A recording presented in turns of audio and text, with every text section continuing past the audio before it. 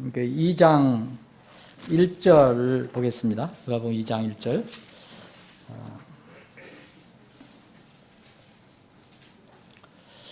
오전에 여러분들이 그 제목을 단다면 여러분들이 그 기억을 하기 위해서 주님의 성탄과 나 이렇게 제목을 제가 달아봤거든요. 여러분들 나름대로 달아보시고 이 오후에는 주님의 성탄과 나 2번, 오전에는 1번, 오후에는 2번, 2에서 주님과 성탄과 나. 자, 누가복음 2장 1절. 그 무렵에 카이사르 아우구스투스가 칙령을 내려 온 세상이 조세 등록을 하게 하니. 여러분들이 이제 옛날 성경에 익숙하신 분들은 호적을 하라, 여러분들 계속 읽으셨을 거예요. 비슷한 겁니다. 호적을 하라. 왜 조세 등록을 하냐면 사람들의 인구를 다 정확하게 이렇게 계산을 해서 등록을 받아야지 세금을 걷거든요. 그래서 여기 이제 조세 등록을 하게 하니 같은 말이라고 이해하시면 됩니다. 그때는 호적이고 이건 조세가 아니고 조세 등록하게 하니 이 조세 등록은 구레뇨가 시리아의 총독이었을 때 처음 한 것이더라. 모든 사람이 조세 등록을 하러 저마다 자기의 도시로 가네. 요셉도 다윗의 집에 혈통에 속하였으므로 갈릴리의 나사렛 시에서 나와 유대로 올라가 베들레헴이라 하는 다윗의 도시에 이르러 자기의 정혼한 아내 마리아와 함께 조세 등록을 하려 하더니 그녀가 아이를 베어 배가 불렀더라. 그들이 거기 있을 때에 그녀가 해산할 날들이 다 차매 그녀가 자기의 맏아들을 낳아 포대기로 싸서 그 위에 놓였으니 이는 여관에 그들을 위한 방이 없었기 때문이더라. 바로 그 지역에서 목자들이 들에 거하며 밤에 자기 양떼를 지키더니 보라 주의 천사가 그들에게 임하고 주의 영광이 그들 주위를 두루비침에 그들이 심히 두려워하더라. 천사가 그들에게 이르되 두려워하지 말라. 보라 내가 온 백성에게 미칠 큰 기쁨의 좋은 소식을 너에게 가져왔노라. 이날 다윗의 도시에 너희를 위해 구원자 곧 그리스도 주께서 태어나셨느니라. 이것이 너희에게 표적이 되리니 곧 너희가 포대기에 쌓여 구유에 누인 아기를 보리라 하매 갑자기 하늘의 군대의 무리가 그 천사와 함께 하며 하나님을 찬양하여 이르되. 14절은 여러분들과 제가 함께 읽겠습니다. 가장 높은 곳에서는 하나님께 영광이요 땅에서는 평화와 사람들을 향한 선하신 뜻이로다 하니라. 아멘. 아버지 하나님, 오후에 다시 모여서 주님을 예배합니다. 주님을 찬양하고 경배합니다. 이 시간에 우리에게 또 공급해 주신 말씀의 꼴을 먹기를 원합니다. 각자의 심령에 필요한 양식을 주님께서 친히 공급해 주시옵소서. 거룩하신 예수님의 이름으로 기도합나이다. 아멘. 오늘 오전에 여러분들 한번 복습해 볼까요? 두 가지 단어 기억하실 수 있나요? 시므온과 안나. 시므온은 듣는 것과 관련이 있다 그랬고요. 안나는 하나님의 은혜를 받는 것과 관련이 있다 그랬어요. 그래서 시므온, 누구든지 이 세상에 남자 여자로 태어나니까 남자라면 시므온, 제2 시몬이 되고 여자라면 제2 안나가 되어야 된다. 성탄과 예수님이 세상을 구원하러 오셨을 때 이 두 사람이 대표적으로 누가복음 2장에 기록된 것은 이 두 사람이 그 예수님을 만나고 또 예수님을 전하는 그런 사람으로 나옵니다. 우리는 매일매일 이렇게 살아가고 있지만 많이 아는 것 같고 굉장히 우리가 여러 가지 하는 것 같지만 사실은 우리는 매우 유한한 그런 존재입니다. 유한하죠. 여러분 저보다 능력 있는 분들 여기 많아요. 보면 여기서도 보면 능력 있는 분들 참 많거든요. 남자 집사님들, 자매님들까지도 저보다 능력 있는 분들 많아요. 실제로 이렇게 힘만 해도 저보다 힘센 사람들이 많고 지식적으로도 봐도 훨씬 많이 아세요. 저보다. 저는 그냥 성경 조금 아는 것 뿐이지 세상 건 물어보면 전혀 몰라요. 나 전부 물어보잖아요. 두 전도사님한테 물어봐요. 물어보면 다 알아요. 두 전도사가. 최 전도사 모르면 이 전도사가, 이 전도사 모르면 최 전도사 다 알아요. 그래서 나는 그런 편리해요. 모르는 것이 다 아니까. 난 몰라요. 잘. 그런데 그래서 인간이라는 것은 항상 이렇게 유한한 인간으로 살아가는 것을 이제 날마다 절감하는데, 그럼 내가 믿는 하나님은 어떤 분이냐? 여러분 믿는 하나님은 영이잖아요. 영이라고 했어요. 영은 보이지 않잖아요. 여러분들 뭐 굉장히 이렇게 소위 말하면 아주 이 어떤 신령한 그런 분이 있다면 지금 뭐 눈으로도 예수님을 볼 수도 있고 하나님 볼 수도 있는지 모르지만 그런 분은 없는 것 같고, 영이시기 때문에 하나님 우리 눈에 보이지 않습니다. 또 하나 제가 자주 말씀드리지만 보이지 않는 세계에 있어요. 영적인 세계죠. 분명히 성경은 영적인 세계를 얘기하고 있어요. 그런데도 우리는 못 봐요. 욥도 아무리 거룩하고 의로운 사람이었어도 당대 최고의 의인이었지만 유한한 존재이기 때문에 자기가 모르는 사이에 하늘에서 자기와 관련돼서 해야 한 걸 몰라요. 그렇죠? 영적인 세계에서 무슨 일이 일어나는지 몰라요. 그걸 하나님께서 이 성경으로 이렇게 기록해 주지 않았으면 전혀 모르죠. 우리는 그것이 영적인 세계에서 이런 일이 일어난다는 것을 알게 됩니다. 그런데 대부분의 세상 사람들은 뭐 하물며 우리도 세상이 그냥 흘러가는 것으로 이렇게 생각해요. 이렇게 무덤덤하게 그냥 살아가는 거죠. 네. 내일 일을 모른다 그러니까 더 그냥 무덤덤하게 살아가는 거예요. 여러분, 그러나 우리는 유한한 존재지만 여러분의 영적인 눈이, 말씀을 통한 영적인 눈이 열리면요, 하나님을 믿음으로 볼 수 있습니다. 그분의 말씀을 통해서, 그분의 성경을 통해서 하나님을 만날 수 있습니다. 지금 우리가 살고 있는 이 세상 이루어지는 거요, 절대 우연한 일 아니에요. 저는 이걸 많이 강조하잖아요. 절대 우연한 거 아닙니다. 만약 우연하다고 믿으면은 여러분들은 하나님을 사실 안 믿는 거고, 또 하나님 믿는다 한다면은 여러분들 하나님을 믿으면서 진화론 같은 걸 믿는 거예요. 우연히 이루어진다는 것다고 생각한다면. 근데 우연히 이루어지는 건 이 세상에 하나도 없어요. 하나도 없어요. 하나님이 직접 개입하시는 거 있고, 때로는 직접 일을 하시는 것도 있고, 또 누구를 통해서 일하시는 거 있고, 또 때로는 수수방관하시는 경우도 있어요. 그러나 하나님의 큰 테두리 안에서 계획과 뜻 가운데 다 이루어지고 있습니다. 그런데 우리는 유한한 존재이기 때문에 그 내용과 배경을 구체적으로 모른다는 것뿐이에요. 자, 오늘 이 성경 여러분 읽어보셨죠? 자, 여러분 읽어보시면서 어떤 생각이 들었습니까? 여러분, 우리는 개인적으로 다 생명을 가지고 있어요. 그런데 우리가 속해 있는 이 세상은, 여러분들이 속해 있는 이 세상은 세상이 돌아가고 있어요, 지금. 지금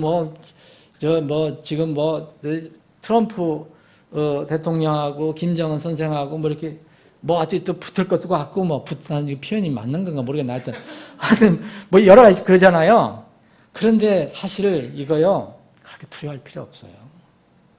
여러분, 하나님을 믿으시면 하나님의 큰 테두리 안에서 이루어질 것이다. 다만 우리가 어떻게 쓰임 받느냐, 이거가 중요한 겁니다. 예, 지금 전쟁 때문에 얘기는 그 말씀도 좀 한번 드릴 기회가 있으면 좋겠는데, 너무 두려워할 필요 없어요.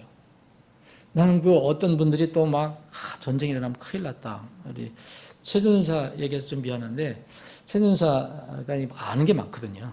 근데 거기서 쏘면 이 김포에 떨어진대요. 우리 김포에 살잖아요.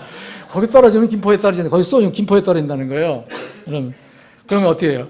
겁나잖아요. 사우동 떨어질 건가, 이거 고천읍에 떨어질 건가. 여러분, 저는 그래요. 저는 그런 거, 사람이니까 두려워하지 않을 수는 없겠죠. 근데 저는 그런 신경 안 씁니다. 솔직히. 여러분, 우리 생명은요, 아무리 애를 써서 내가 내 생명을 보존하려도 잃으려면 쉽게 잃어버려요. 그런데 정말 진짜 천박하게 길에 굴러다니며 살아도 오래 사는 사람이 있어요. 생명은 주님의 손에 있어요. 말씀드렸죠? 나이아가라 폭포에서 그 폭포에서 이게 떨어지는 사람이 있잖아요. 스턴트맨들. 그렇죠? 떨어져서도 안 죽었어요. 근데 그 사람이 뉴욕 거리를 다니다가, 사람 많은 거리 다니다가 바나나 껍질에 미끄러져서 뇌진창으로 죽었다는 거예요. 여러분, 생명은요, 저는 믿기로는 하나님 말씀 그대로 믿습니다. 우리가 다, 문제는 뭐냐? 우리가 다 모른다는 거예요. 그 배경을. 우리가 어떻게 그 배경을 다 알아요? 그러나 저는 하나님 말씀 믿습니다. 모든 생물의 혼과 모든 사람의 호흡은, 숨은 그분의 손에 있느니라. 그걸 믿는 거지. 뭘 믿습니까? 그렇다고 해서 여러분들, 전쟁 난다라면 그 아무 때나 감나무 밑에서 입 벌리고 있으라는 얘기 아니에요. 도망가도 갈 수 있으면 가고, 지하철에 뛰어들어가면 지하철에 뛰어들어가고, 지하철에 뛰어들어가면 안전하대요. 근데 누가 그러더라? 지하철에 가다가 죽는다. 여러분, 그건 정말 전쟁의 주인도 누구예요? 성경에서 말하면? 주라 그랬어요. 생명의 주도 주. 제가 믿기로는 이제 우리나라를 마지막 때 쓰실 겁니다. 통일이 될 겁니다. 김정은이 분명히 하나님께서 심판하실 거예요. 그 부분은 나중에 한번 말씀드리겠습니다. 이게 지금 무슨 말씀드리냐면 이 성탄과 관련돼서 개인의 생명과 세상 역사 주관자인 하나님이세요. 그러죠? 그러면 세상이 흘러가는 두 가지 틀이 있다고 생각하면 돼요. 두 가지 틀이 있습니다. 자, 하나님이 세상 역사 주장한다. 개인 역사를 주장하신다면 첫 번째 뭐가 있냐면 창조 질서가 있어요. 창조 질서. 창조 질서는 하나님께서 창조의 원리와 질서를 세우신 거예요. 처음에 만드실 때. 별 만드시고 해 만드시고 달 만드시고 지구 만드시고 지구가 해를 돌게 하고 또 위에서 물이 위에서 밑으로 떨어지게 하고 여러 가지 원리가 있잖아요. 이런 거를 흔히 세상에서 뭐냐면 자연의 원리와 법칙이라고 얘기해요. 하나님 이름 싹 빼버리고. 그렇죠? 이거 사실 하나님이 정해놓으신 거예요. 이 원리에 의해서 계속 돌아가는 거예요. 또 하나는 두 가지 틀이 있는데 하나는 하나님께서 이런 창조 질서 원리, 자연의 원리와 틀을 만들어 놓으셨지만 여전히 하나님은 살아계신 하나님이기 때문에 이 세상을 주관하고 계세요. 여러분 삶을 주관하고 계세요. 그래서 역사의 주관자 하나님의 그 날마다 역사하시는 그에 따라서 세상은 돌아가는 거예요. 네. 그러면 여러분 보세요. 창조 질서가 막 일어나잖아요. 내일 아침에 이제 또 해가 떠요. 오늘이 20일이면 여러분 무슨 날인지 아시죠? 동지. 동지는 뭘 먹어야 돼요? 팥죽. 이런 건 다 잘 아시네. 하여튼 팥죽 먹는 날로 알고 있잖아요. 근데 동지는요, 하나님께 정하신 날, 이게 전체로서는 해가 가장 짧은 때예요. 내일부터는 해가 길어져요. 여러분, 이거 누가 만들었어요? 하나님 만드신 거예요. 창조 질서예요. 예. 이게 창조 질서로 계속 돌아가고 있어요, 세상은. 그래서 내일부터는 조금씩 낮이 길어지기 시작해요. 조금 해가 일찍 뜰 거예요. 그게 돌아가는 거예요. 가만히 있어도. 예. 그런데 역사에 주관하시는 분, 여전히 살아계시는 분이잖아요. 그 하나님이 때로는 필요에 따라서 간섭하실 때 있어요.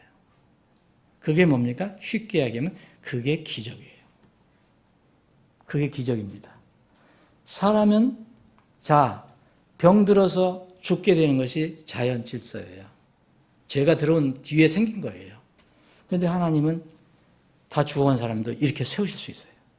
이거는 세상 그 원래의 틀에서 벗어난 거예요. 그렇죠? 이걸 보고 우리는 기적이라고 그래요. 이적이라고 그래요. 우리가 볼 때 그런 거예요. 하나님은 이게 기적이 아니에요. 그분은 그냥 세상을 움직여 가시는 일이에요. 자, 하나님께서 뭘 정했어요? 해도 멈추셨었죠. 이게 하나님이 필요하실 때 그렇게 하시는 거예요. 그게 이적이에요. 응? 이 나사로가 무덤에 묻혔어요. 자연의 원리에 따라서 죄가 들어온 이후에 죽어서 묻혀야 돼요. 못 일어나요? 그건 못 일어나는 거 이제. 그런데 하나님이신 예수님께서 나사로야 나오너라 했더니 어디 됐어요? 붕대 감고 툴툴 털면서 나왔어요. 이걸 세상 사람들은 기적이라고 해요. 우리는 기적이라는 거죠. 근데 그분은 기적이 아니에요. 그분은 그냥 세상을 움직여 가시는 일이에요. 이게 왜 이런 말씀을 드리냐면 성탄절을 생각해 보세요. 성탄절이라 하지만 이거를 초림절이라고 하는 거예요. 예수님이 처음 오실 때. 그렇죠? 그럼 여러분 초림이 있으면 뭐가 있어요? 재림 있잖아요. 재림절을 우리가 기다리는 거예요. 그때가 언제인지 몰라요. 야, 근데 그때가 가까운 거예요. 그때가 가까워옵니다. 정말로. 이 초림절, 성탄절의 배경을 보세요. 여기서 저는 하나님의 역사하심을 알 수가 있습니다. 보세요. 누가복음 2장의 이 내용은, 이 상세한 내용은 다 기록되지 않지만 큰 덩어리는 이미 구약 성경에 기록이 되어 있던 거예요. 예언이 되어 있던 거예요. 여러분들 다 이해하시죠? 그러면 예를 들어서 이사야 대언자, 이사야 아시잖아요. 이사야는 예수님 오시기 전에 700년 전 사람이에요. 이사야가 뭘 알아서 해요? 하나님이 계시를 주셨으니까 기록한 거죠. 예수님에 대한 성탄절에 관한 기록이 이사야 꽤 많이 나와요. 하나님이 그렇게 하셨어요. 700년 후에 하나님의 가장 적당한 때에 이 성탄절이 왔어요. 하나님이 세상의 주관자시라는 것을 우리는 분명히 이해를 해야 됩니다. 날마다. 자, 여기 오늘 베들레헴, 4절에 보면 베들레헴이 나오잖아요. 베들레헴. 예수님 탄생은 반드시 베들레헴에 연결되죠. 예루살렘이 아닙니다. 베들레헴입니다. 예루살렘 동남쪽으로 한 수키로 떨어져 있는 곳에 베들레헴이라는 것이 있어요. 베들레헴. 이 곳에 관련이 있어요. 예수님은. 근데 이것은 미가라는 대언자가 미가서 5장 2절에 보면 이런 말씀하세요. 그러나 너 베들레헴 에브라다야. 동네를 얘기하는 거예요. 동네. 어떤 마을, 지역을.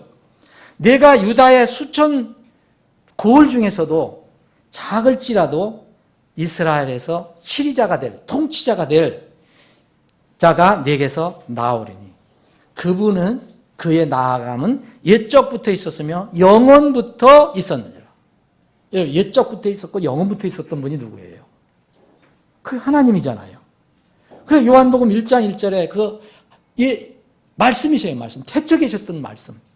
말씀이셨던 하나님이시던 말씀. 이분을 예언을 해놨어요. 이분이 베들레헴에 올 것이다. 베들레헴에 태어날 것이다.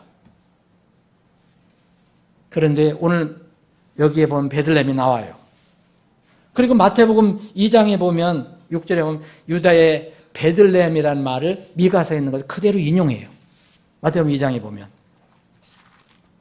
마태복음 2장 6절에 보면 유대 땅에 있는 베들레헴아 내가 유다의 통치자들 가운데서 가장 작지 아니하도다. 네? 베들레헴을 얘기하는 거예요. 조그만 동네.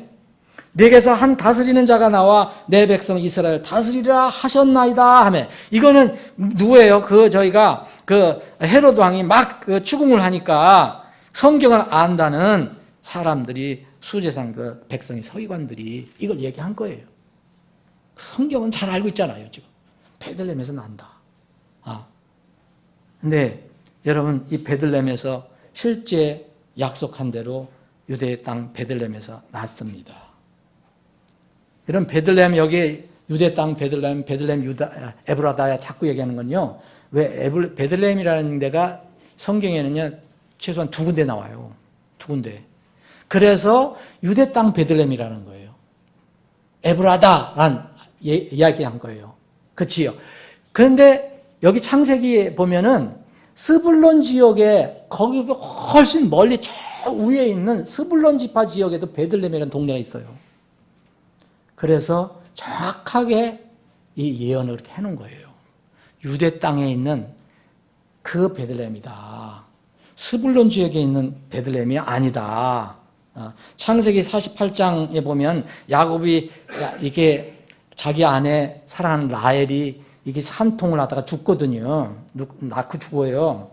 그래서 묻은 곳이 바로 에브랏이라는 곳이에요. 에브라다. 그게 바로 베들레헴이라는 거예요. 베들레헴. 그 지역을 얘기해요. 그 지역. 그래서 이 스불론 지역에 있는 베들레헴이 아니라 정확하게 성경은 유대 땅에 있는 그 에브라 베들레헴이다라고 이야기합니다. 그런데 여러분, 이 성경 지금 이제 하나님 역사를 얘기하는 거예요, 여러분. 원래 요셉과 마리아는 어디에 살고 있어요? 나사렛에 살고 있어요. 나사렛은요, 여러분 생각하면 저 위에, 자, 이스라엘 저 지도를 한번 그려보세요. 제 위에 헬몬산 밑에 그 게네사렛 바다라는 갈릴리 바다가 있어요. 그리고 쭉 요단 강을 쭉 따라 내려다 보면 이 밑에, 아주 밑에 보면 큰 바다 있죠. 그게 무슨 바다예요? 사해가 있잖아요. 그 사해에서 약간 위쪽, 이게 서쪽으로 위쪽으로 있는 데가 바로 이 베들레헴이에요. 그런데 이 나사렛이라는 것은, 갈리 지방 나사렛은, 자, 유다 땅을 건너면, 유다 땅 다음에는 사마리아 땅이 나와요. 큰 사마리아 땅 중간에. 사마리아 땅을 지나면은 갈릴리예요. 그 갈릴리 그 꼴짝이 거기에 조그만 동네 나사렛이라는 데가 있어요. 그 나사렛 거기서 살았어요. 그런데 생각해 보세요. 어떻게 한참, 그건 뭐 정확히 제가 계산을 모르지만 수백 년 넘을 거예요, 아마. 수천리가 되는 이 베들레헴으로 왔을까? 여러분 이상하지 않아요? 성경은 이미 예수님 오시기 전에 수백 년 전에 예수님 반드시 베들레헴에서 난다 얘기했어요. 그것도 스불론 지역의 베들레헴이 아니에요. 유다 지역에 있는 베들레헴이에요. 그럼 갈리 지역에서 스불론 지역의 베들레헴은 어느 정도 가까울 수 있지만 이 지역은 엄청나게 멀어요. 지금 같은 비행기 타고 가나 이제 그랜저를 몰고 가면 얼마 안 걸려요. 임승환 집사님 SM5로 몰고 가도 얼마 안 걸려. 지금으로 간다면은. 그런데 생각해 보세요. 그때 뭐가 있어요, 여러분? 발로 걸어가든지 노새 타고 가는 것밖에 없잖아요. 근데 생각해 보세요. 어떤 상황입니까? 이 상황이? 마리아는 지금 어떤 상황이에요? 배가 불러요. 아이를 가졌어요. 산딸이 다 됐어요. 그럼 산딸 다 됐는데 얼마나 힘들겠습니까? 생각해 보세요. 그런데 하나님 말씀은 지켜줘야 돼요. 그래서 하나님 말씀은 무서운 겁니다, 여러분. 나사렛에 있어서 나 같아도 거기서 그냥 해산하고 말겠어요. 생각해 보세요. 그런데 왜 이 요셉과 이 마리아까지 갈 수밖에 없었어요? 왜 그러냐? 이미 성경에 예언이 됐어요. 나사렛에서 나지 않아요. 그분은 나사렛에서 살긴 하시지만 나사렛에서 나시는 분이 아니에요. 성경은 이미 베들레헴에서 나신다고 그랬어요. 유대 땅 베들레헴. 그럼 나사렛에서 유대 땅 베들레헴까지 가면 엄청난 거리를 가야 돼요. 근데 성경이 이루어져야 되잖아요. 여러분, 마리아 조금 불편하게 해주면 안 된다고 거기서 나면 되겠어요? 그럼 성경이 끝나는 거죠. 그래서 하나님은 누구를 쓰시는지 아세요? 로마 황제 아우구스트를 쓴 거예요. 이게 다 우연이 아닙니다. 우연이 아니에요. 세상 속에서 여러분 살아갈 때 내가 우연히 산다 생각하지 마세요. 하나님이 여러분들을 쓰실 때 쓰시는 거예요. 그럴 때 준비된 사람은 쓰임 받는 거예요. 카이사르 아우구스투스가 그때 최고의 황제잖아요. 칙령이에요. 칙령이라면 요새가 어명이에요. 어명을 어길 수 있는 사람은 없어요.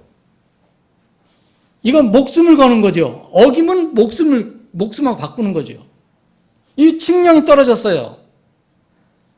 그래서 이 두 부부가, 요셉하고 마리아가 거기서 앉아서 죽을 수밖에 없잖아요. 칙령 어기면. 무조건 등록을 해라 그랬거든요. 새 등록을 해라. 원래 베들레헴에 가서 등록을 해야 돼요. 그래서 베들레헴까지 간 거예요. 수천리 간 거예요. 배부르면서도. 여러분 생각해보세요. 얼마나 고통스러웠겠어요. 그 오는 길. 성경은 간단히 얘기해요. 갈릴리의 나사렛 시에서부터 나와 유대로 올라가 베들레헴이라는 대도시에 이르렀다. 이게 얼마나 간단해요. 그런데 이 과정 생각해보세요. 거기에 아우구스투스 황제의 호적 등록, 이 칙령, 세금을 거둬들이기 위해서 이 등록을 하게 하는 그 명령이 떨어지지 않았다면 요셉은요, 갈릴리 나사렛에서 그냥 배부른 마리아 데리고 거기서 그냥 눌러 앉았을 거예요. 무슨 힘으로 갑니까? 그런 상황에 대해서 이 하나님의 역사의 수레바퀴에서 이 두 사람도 이렇게 흘러가고 있는 거예요. 여러분, 배부른 마리아를 베들레헴에 데려가기 위해서는 하나님께서 누구를 쓰셨냐? 절대 권력을 가지고 있던 로마 황제 칙령을 쓰신 거예요. 칙령이 만약 없었다면 너 베들레헴 에브라다야, 이 미가의 예언이 성취되지 않았을 거예요. 그런데 성경은 예언한 대로 그대로 성취됩니다. 여러분, 요셉이 성경에 의로운 사람이라고 해요. 근데 의로운 사람인데 마리아와 정혼을 하지 않았다 한번 생각해 보세요. 어떻게 됐을까요? 하나님 계획에 의해서 마리아는 이게 성령으로 잉태를 해야 돼요. 근데 당시의 유대 율법으로는요, 그렇게 되면 어떻게 된 거예요? 돌에 맞아 죽어야 돼요. 아니, 아버지도 없는데 아이를 가졌으니 이거 얘기할 것도 없는 거예요. 돌에 맞아 죽어야 돼요, 율법에 의해서. 그런데 하나님께서 요셉을 쓰신 거예요. 의로운 요셉을 불렀어요. 요셉이요, 여기 참 요셉에 대해서 짧게 나오지만 요셉이 정말 훌륭하게 쓰임을 받은 거예요. 요셉은 이런 처음에 이 마리아 정혼했는데, 이 사랑하는 아내가 성령으로 잉태됐으니 이게 정말 얼마나 놀랬겠어요, 이 의로운 사람이. 그래서 몰래 관계를 끊으려고 그랬잖아요. 못된 사람 같았으면 막 얘기해서 나를 속였다 말이야 막 해서 막 했을 건데 조용히 끊으려고 그랬어요. 마리아를 위해서도 그렇고 자기를 위해서 조용히 끊으려고 했는데 어떻게 됐습니까? 여러분, 하나님이 나타나셔서, 천사를 통해서 나타나셔서 말씀을 주세요. 말씀. 자, 마태복음 1장에 보면 이런 게 있어요.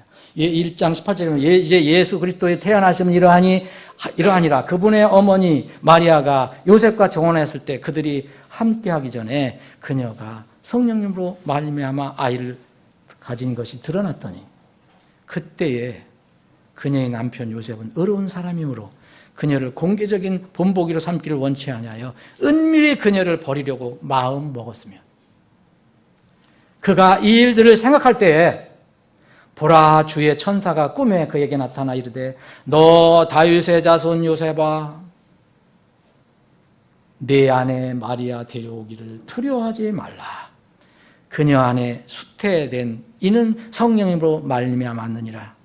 그녀가 아들을 낳으리니 너는 그의 이름 예수라 하라. 이는 그가 자기 백성을 그들의 죄들에서 구원할 것이기 때문이라 하니라. 이제 이 모든 일이 일어난 것은 주에 관하여 대언자를 통해 말씀하신 것을 성취하려 하심이라. 이르시되 보라, 처녀가 아이를 베어 아들을 낳을 것이요 그들이 그의 이름을 임마누엘이라 하리라 하셨으니 이것을 번역하면 우리와 함께 계시는 하나님, 임마누엘이라는 뜻이라. 이에 요셉이 잠에서 깨어 일어나 주의 천사가 자기에게 지시한 대로, 하나님의 말씀대로 행하여 자기 아내를 데려오고 그녀가 그녀의 맏아들을 낳기까지 그녀를 알지 아니하다가 낳음에 그의 이름을 예수라 하니라. 자, 의로운 요셉이 이 하나님의 계획 가운데서, 하나님의 역사 가운데서 쓰임을 받는 것입니다.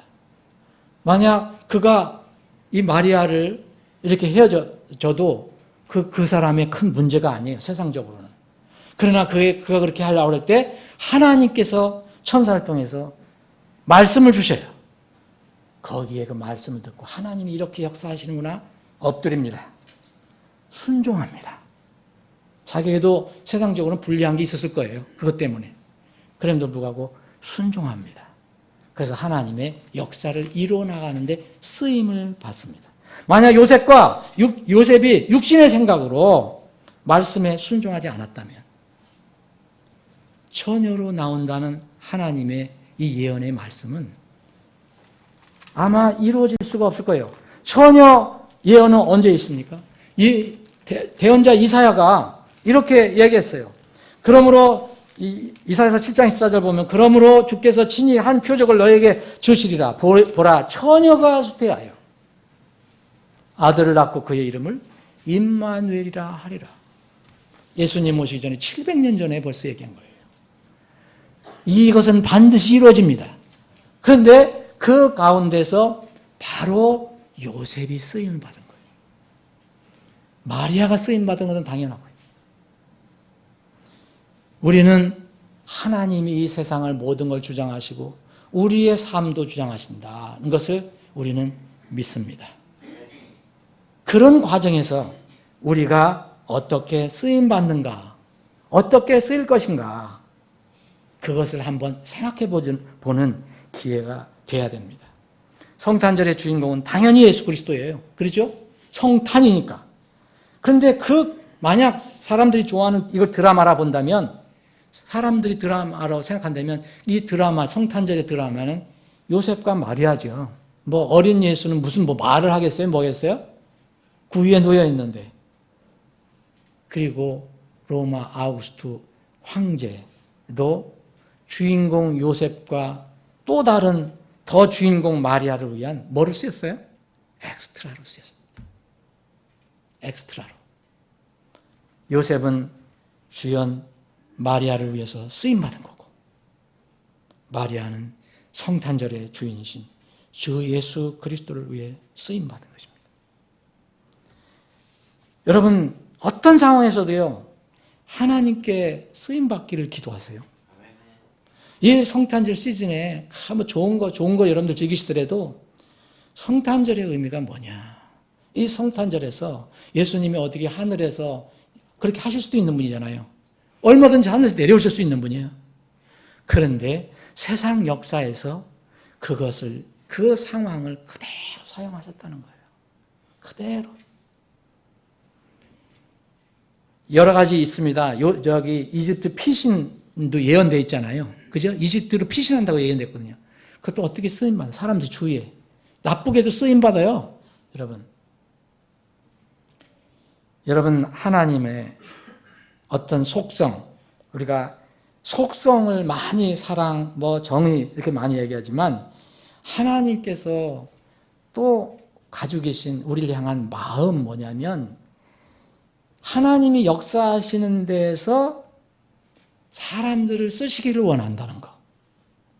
그러면 사람들을 쓰시기를 원하는데 왜 여러분들은 죄해야 돼요? 우리 교회는 왜 죄해야 됩니까? 똑같아요, 우리도. 우리가 교회가 작다고 하나님 안 쓰실까요? 예? 여러분들이 세상의 부자처럼 돈이 없다고 안 쓰세요? 그렇지 않습니다. 그런 것 때문에 안 쓰시는 게 아니고 우리가 준비가 안 될 때 안 쓰세요. 순종하지 않을 때는 안 쓰세요. 요셉이 끝끝내 거절해봐요. 다른 사람을 또 쓰시겠죠. 여러분, 그래서 우리는 또 어떤 상황에서도 이 세상을 살아갈 때 어떤 상황에서도 정말 절망하면 안 됩니다. 어떤 환경 속에서도 하나님은 사람 쓰세요. 그 배부른 그 고통스러운 그 상황 속에서도 정말 절망적이잖아요. 어떻게 저기까지 가서 내가 해산을 할까? 성한 사람도 힘든데. 하나님이 그러한 고통 속에 있는, 그런 어려운 환경 속에 있는 사람을 쓰십니다. 그렇게 쓰실 때 마리아가 절망하게 하지 않은 거거든요. 마리아에게 소망을 주시고 고통 상황을 이길 수 있도록 그런 힘을 주시면서 쓰시는 거예요. 사람을 단련시키시고 하시는 이유가 또 그런 데에 있어요. 여러분, 먼 길에 지친 두 사람이 겨우 여관방에 왔어요. 베들레헴. 근데 그 따뜻한 방이 만약 있어서 만약 거기에서 출산을 했다면 어떻게 됐을까요? 예수님이 가장 낮고 낮은 데로 오신다는 것이 과연 맞는 것이냐 이거예요. 거기에 가보니까 완전히 찼어요. 그리고 아무도 내주질 않아요. 방을 내주지 않아요. 그래서 할 수 없이 마구간에 가서 몸을 풉니다. 하나님께서 그 사람들을 그때 나쁘게 쓰셨어요. 그 사람들이 고집 피우니까 그대로 쓰신 거예요. 어떻게 쓰셨냐? 쓰임받지 않는 것으로 쓰신 거예요. 여러분, 우리는 어떤 때는 이렇게 하나님의 뜻에 우리가 순종하지 않기 때문에, 육을 따라가기 때문에 그 부분에 그 순간에는 쓰임받지 못해요. 예수님이 럭셔리한 지금 호텔방에서 태어나셨다면 무슨 예수님이 오셨잖아요. 제자들에게 인자는, 사람의 아들은 머리 둘 곳이 없다. 머리 둘 곳이 없어요. 집이 없으시다는 거예요. 마구간에 오셨으니까. 이런 말씀 하실 수가 없죠. 여러분, 일부러 가난해질 필요 없어요. 그렇다고 일부러 가난할 필요 없어요. 일부러 고난받을 필요 없어요. 그런데 하나님께서 그렇게 우리를 인도하시면요, 그때에 하나님께서 우리를 향한 무슨 뜻이 있다는 거죠. 선하게 쓰임받는 것이 좋은 거죠. 여러분, 역경과 가난함이 때로는 우리를 낮춰준다는 거 좀 아시죠? 정말 겸손하게 해주신다는 걸 알죠. 하나님과 요새 정치적으로 그렇게 이상한 사람들 많잖아요. 다 하나님을 몰라서 그래요. 하나님과 그분의 말씀을 신뢰하고 사랑하는 사람은요, 여러분 하나님 사랑하시죠? 여러분 하나님 말씀 사랑하시죠? 좀 듣고 싶어요. 그러면요, 여러분들 그러면 쓰일 준비가 되어 있어요. 자, 로마서 8장 28절에 보면 우리가 알거니와 하나님을 사랑하는 자들 그랬어요. 자, 쓰임 받을 때 하나님을 사랑하는 자들 하면 어떻게 하나님을 선한 방법으로 쓰시는 거예요. 여러분들이 어떤 상황에 있든지 간에 혹시 가난하고 병들고 아프고 힘들어도 우리가 알거니와 하나님을 사랑하는 자들 곧 그분의 목적에 따라 부르심을 받은 자들에게는 모든 것이 합력하여 뭘 이뤄요? 선을 이룬다. 우리가 보기엔 지금 너무 나빠. 내 이게 안 좋아. 뭐 되는 일이 없어. 돈을 또 잃어버렸어. 그래도 그런 상황에서 여전히 내가 이 세상 살아가는 역사 속에서 살아가도 내가 하나님을 사랑하는 마음은 분명히 있고 말씀을 붙들고 있다면 그분의 목적에 따라서 우리는 부르심을 받았기 때문에 쓰임을 받아요. 모든 것이, 우리 삶의 모든 것을 다 하나님께 쓰셔서 그분의 선을 이루세요. 자, 성탄과 여러분, 이번 성탄에는 저는 이런 생각을 해보는 거예요. 자, 저도 그렇죠. 개인적으로 내가 하나님으로 뭐를 쓰임받았을까? 여지까지는 내가 쓰임을 못하더라도 이제 이번 성탄 이후로는 좀 쓰임을 받았으면 좋겠다. 여러분들도 그런 마음을 갖게 되기를 원합니다. 하나님께서는요, 그분의 거룩한 계획, 뜻을 이루시는 역사의 과정에서 나쁜 사람도 나쁜 방향으로 쓰세요. 근데 그건 아무것도 그 사람은 거기에 도움이 못 돼요. 나쁜 방향으로 쓰이면 되는 거예요. 하나님의 어떤 일을 이루는데 나쁜 방향으로만 쓰이는 거예요. 그런데 정직하고 신실한 사람, 심지가 굳은 사람은 상황, 조건 아무리 어려워도 하나님이 쓰십니다. 그런데 사람들이 쉽게 변하는 사람 있잖아요.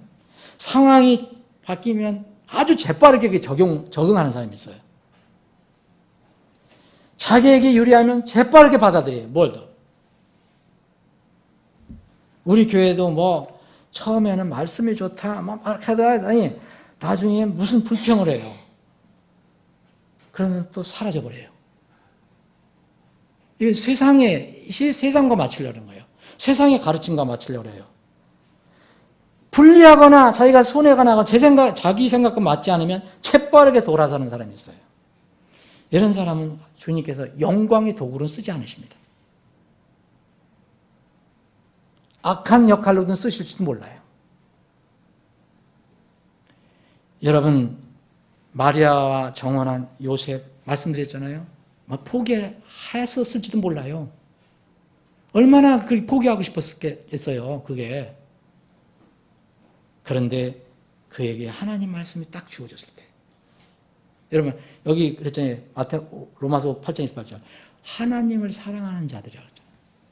하나님 사랑하는 게 뭐예요? 하나님 사랑하는 것은 뭐 보이지 않는 하나님 어떻게 사랑합니까? 하나님 말씀을 사랑하는 거예요. 그래도 상황이 어렵지만 하나님 말씀이 딱 주어졌을 때, 천사를 통해 주어졌을 때 요셉은 어떻게 했습니까? 포기하려고 했었지만, 그렇게 하고 싶은 생각이 있었지만 그 말씀이 주어졌을 때는 딱 순종합니다.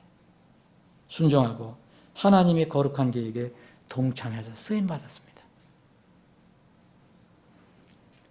진정한 사랑은 상대방이 어떻게 나오는 거에 관해서 변하는 게 아닙니다. 내가 하나님을 사랑한다? 여러분 하나님 사랑한다고 하셨잖아요. 근데 내 상황이 조금 불리해, 어려워. 그래 하나님, 나 하나님 사랑 안 해 이제. 그런 건 사랑이 아니에요. 환경과 조건에 영향을 받아서 변질되는 것은 진실한 사랑 아닙니다. 예수님께서는 우리를 사랑하셨는데 그 사랑은 하나님의 사랑입니다. 로마서 5장에 보면 우리가 힘이 없었을 때 사랑했어요. 우리가 힘이 있고 권세 있고 뭐 잘 될 때 사랑하신 게 아니에요. 우리가 힘이 없을 때 사랑하셨다고 했어요. 그리고 우리가 의인처럼 거룩하게 살 때 사랑하신 게 아니에요. 우리가 죄인이었을 때 사랑하셨다고 했어요. 그리고요, 우리가 하나님께 순종하고 무슨 좋은 일 많이 한 게 아니에요. 하나님 찬양하고 우리를 사랑하신 게 아니에요. 우리가 하나님의 원수 되었을 때 사랑하셨다고 했잖아요. 이것이 진실한 사랑입니다. 그 진실한 사랑이 성탄절에 우리에게 온 거예요. 그래서 우리에게 요구하시는 게 뭡니까? 믿음을 가져라는 거죠. 믿음. 말씀을 정리합니다. 여러분, 성탄, 연말 연시 정말 우리 세상 분위기에 휩쓸기 쉽습니다. 그런데 이 초림절에 잊지 말고 기억할 것은, 그리고 묵상해야 할 것은 죄 문제와 그리고 오후에 나누는 것은 하나님의 역사의 과정에서 도구로 쓰임 받을 것이냐, 받지 못할 것이냐. 여러분, 냉수 한 그릇의 수고도 주님이 잊으신다 그랬어요? 안 잊으신다 그랬어요? 여러분, 냉수 한 그릇을 누굴 떠줬어요? 그거 안 잊으신다면요. 그거 안 잊으신다 그랬잖아요. 그러면요, 여러분들이 하나님의 역사의 과정에서 하나님을 위해서 하는 거, 하나님 몸을 위해서 하는 거, 하나님 교회를 위해서 하는 거, 어떤 영혼을 위해서 하는 거, 이런 모든 것들, 하나님부터 쓰임받는 그런 것들, 나중에는 그대로 주님께서 여러분들에게 드러내 주실 것입니다. 죄 문제를 해결하지 못했다면 반드시 시몬처럼 죄 문제 해결해야 됩니다. 그리고 그 문제를 해결했다면, 죄 문제 해결한 사람은 안나 대언자처럼 대언을 하기 시작해야 돼요. 그리고 요셉과 마리아처럼 주님의 뜻과 계획 속에서 쓰임받는 성도가 되어야 합니다. 여러분들이 그렇게 되고 우리 교회가 그렇게 되기를 주님의 이름으로 축원합니다. 아버지 하나님, 벌써 2019년도 오늘이 12월 22일 한 해가 저물어가는 그런 시점에 섰습니다. 또 여전히 이른바 세상에서 말하는 성탄절 시즌을 저희들이 맞이하고 있습니다. 주님, 이 시즌에 주님께서 우리에게 주신 말씀을 오늘 더 깊이 묵상할 수 있는 시간을 주셔서 감사합니다. 아버지 하나님, 주님의 오심은 참 기쁜 일인데 그 오심이 무엇을 위한 것인지 아직도 세상에 알지 못한 사람들이 너무 많습니다. 죄의 문제를 해결하지 못한 사람들이 너무 많습니다. 주님, 이 문제를 알려주고 해결해주는 그런 말씀을 전하는 저희들 대언자들이 되게 주시기를 원합니다. 아버지 하나님, 요셉과 마리아가 그 어떤 어려움 상황 속에서도 극한 고난 속에서도 말씀에 순종해서 쓰임받은 것처럼 우리 사랑하는 지체들도 모두 하나님의 역사 속에서 귀하게 선하게 쓰임받는 하나님의 그릇들이 다 되게 주시옵소서. 거룩하신 예수님의 이름으로 기도합나이다. 아멘.